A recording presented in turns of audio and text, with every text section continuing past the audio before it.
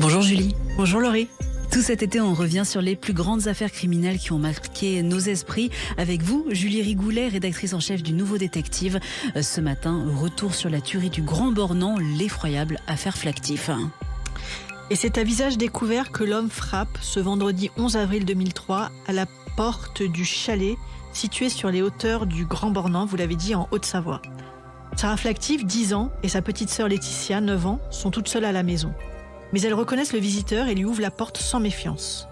2 coups de feu claquent. Les 2 fillettes gisent sur le plancher, mortes. Ce n'est que le début du carnage. Oui, parce que quelques minutes plus tard, Graziella, leur mère, gare son 4x4 dans le garage sous le chalet.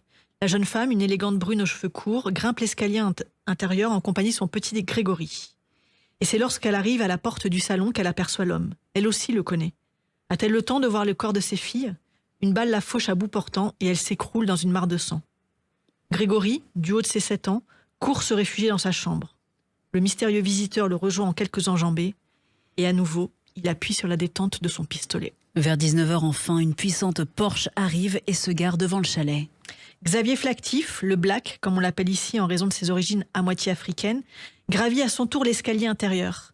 L'homme est costaud, puissant, du genre à défendre chèrement sa peau. Mais il ne voit rien venir. La balle le cueille au moment où il débouche sur le palier. Il s'effondre lui aussi. 5 morts, une famille anéantie. Et pourtant, quand beaucoup plus tard dans la nuit, l'assassin referme la porte du chalet avec la clé d'une des victimes, il n'y a plus la moindre trace du massacre. À croire que tout cela n'était qu'un cauchemar. Rien à signaler, c'est la première impression des gendarmes qui pénètrent dans le chalet des Flactif le lendemain en fin d'après-midi. Ils ont été alertés par Mario, le fils aîné de Graziella Flactif, né d'un premier mariage. Il vient juste d'arriver pour les vacances et il est surpris qu'on ne lui ouvre pas. Sa mère ne répond même plus au téléphone. Les gendarmes forcent donc la porte de la demeure et à l'intérieur RAS.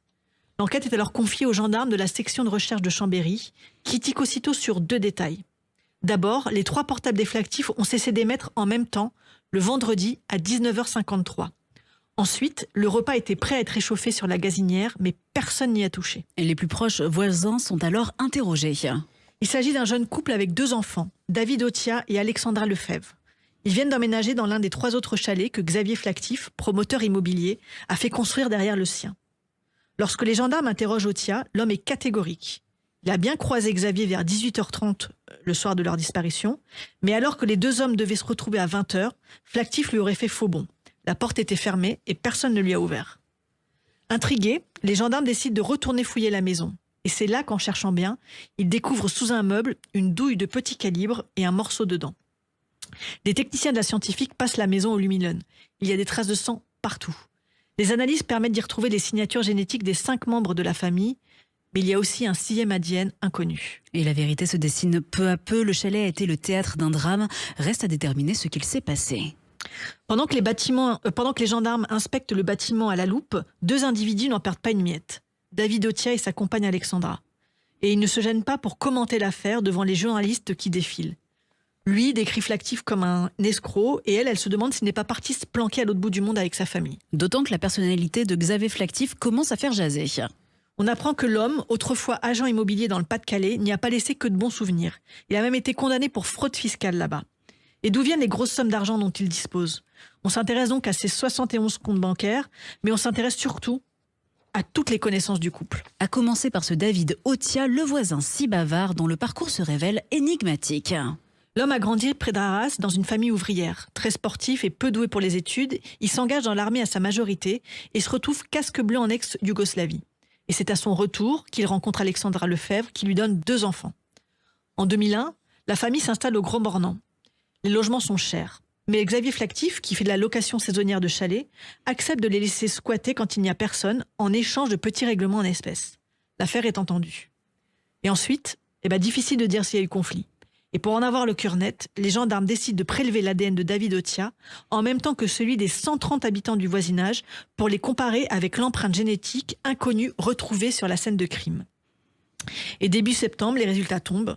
Il n'y a qu'un prélèvement qui matche, c'est celui de David Otia. Et le 16 septembre, le couple est interpellé. Et en garde à vue, David Otia craque instantanément. Il avoue tout dans les moindres détails. Mais la question centrale demeure. Pourquoi ce carnage ? Il semble du mal à l'expliquer lui-même. On comprend surtout que Xavier Flactif était riche quand lui ne l'était pas. que le promoteur conduisait une Porsche quand lui devait se contenter d'une vieille BX pourrie. Et c'est à peu près tout. Il a tué tout le monde parce qu'il était jaloux. Voilà. Son quintuple meurtre accompli, Otia explique être allé brûler les corps en forêt. Et le soir même, sur ses indications, les gendarmes retrouvent les restes d'ossements calcinés. Affaire bouclée. Jugé en juin 2006, David Otia tentera bien de revenir sur ses aveux, invoquant en dernière minute 2 mystérieux tueurs sortis de nulle part. Mais peine perdue, l'homme a été condamné à la perpétuité et Alexandra Lefebvre, elle, a été condamnée à 10 ans de réclusion pour non-dénonciation de crime et obstacle à la manifestation de la vérité. De cette histoire invraisemblable ne demeure que le souvenir d'une famille exterminée par pure jalousie.